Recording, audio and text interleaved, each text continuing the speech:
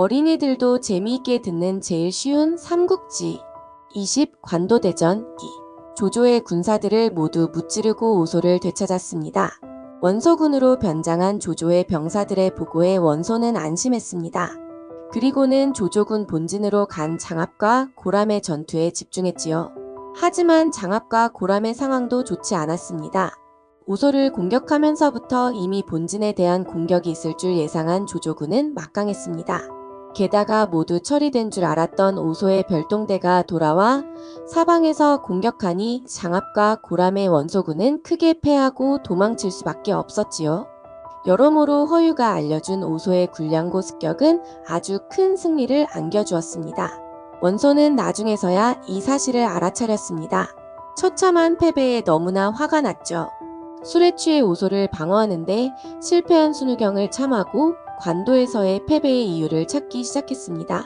다른 사람들의 반대에도 불구하고 관도에 있는 조조의 본진을 쳐야 한다고 주장한 곽도는 이 패배의 책임이 자신에게 있다는 것을 알아차렸습니다. 그래서 자기 대신 이 죗값을 치룰 희생양을 찾기 시작하였죠. 주공, 장압과 고람은 일찍부터 조조에게 항복할 마음을 품고 있었다고 합니다. 그런 마음으로 온 힘을 다하지 않고 전투에 임했으니 이렇게 참담하게 패배한 것입니다. 이 이야기를 들은 원소는 장압과 고람을 불러 자초지종을 물으려 했습니다. 그리고 곽도는 이에 한 발 앞서 장압과 고람에게 자신의 신하를 보내었습니다. 그리고 원소가 이번 전투의 패배의 책임을 물어 두 장군을 죽일 거라는 이야기를 전하죠. 이 이야기를 들은 장압과 고람은 분노와 두려움에 몸을 떨었습니다. 지금까지 내가 믿고 따른 주군이 이런 사람이었다니 차라리 조조에게 갑시다. 혹시 압니까? 우리를 받아줄지. 내 생각도 같소. 목숨을 걸고 싸웠지만 간신배들의 말에 휘둘려 자신의 부하를 죽이려는 사람에게는 충성하지 못하겠소. 이렇게 생각을 굳힌 장압과 고람은 급히 남은 군사를 모아 조조에게 항복하였습니다. 조조는 이런 두 사람을 극진히 모시고 벼슬까지 내렸습니다. 장압과 고람은 원소와는 다르게 자신들을 대우해주는 조조를 보면서 크게 감동하여 조조에게 충성을 바칠 것을 다짐하죠. 이 상황을 본 조조군의 책사 순유가 조조에게 말했습니다. 주공, 원소는 전투에서 줄곧 패해 많은 군사를 잃었습니다. 게다가 장압과 고람 같은 장수도 잃었지요. 오소의 굴량고는 한 줌의 재로 변했으니 원소군의 사기는 크게 떨어져 있을 것입니다. 지금이 기회입니다. 모든 군사에게 출전 명령을 내려주십시오. 순유의 생각과 같던 조조는 전 군사에게 원소군의 본진을 칠 것을 명하였고 또다시 큰 승리를 거둘 수 있었습니다.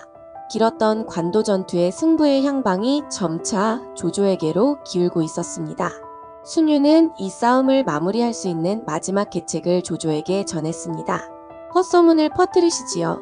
주공이 군사를 둘로 나누어 하나는 원소군의 핵심지인 업을 치고 하나는 여양으로 가 퇴로를 끊을 것이라고 말입니다. 그러면 겁이 난 원소는 분명 군대를 나누어 업과 여양을 방어하려 할 것입니다. 그 군사들이 떠나고 난 뒤 원소군의 본진을 치면 원소를 완전히 무너뜨릴 수 있습니다. 참으로 절묘한 계책이었습니다. 순유의 생각대로 원소는 우만의 군사를 내어 업을 방어하러 보냈고 또 우만의 군사로 여양을 방어하러 보냈습니다. 원소군의 본진에는 얼마 남지 않은 병사들과 부상병들만 가득했습니다. 이 소식을 들은 조조는 즉시 모든 군사를 모아 한꺼번에 원소를 공격했습니다. 결국 원소군의 본진은 조조군의 습격으로 거의 전멸하고 말았습니다. 원소는 조조군이 쳐들어온다는 소식을 듣고 자신이 가지고 있는 금은 보화들을 모두 버리고 자신의 호위 병사들만 거느린 채 황하강을 건너 도망쳤지요. 원소의 본진을 점령한 조조는 원소가 버리고 간 보물들을 부하 장수들에게 골고루 나눠주었어요. 오랜 전투에 지친 장수들은 기뻐하며 조조에게 충성을 다짐했죠. 그런데 조조는 원소군의 막사를 뒤지던 중 서신 한 뭉치를 발견하게 됩니다.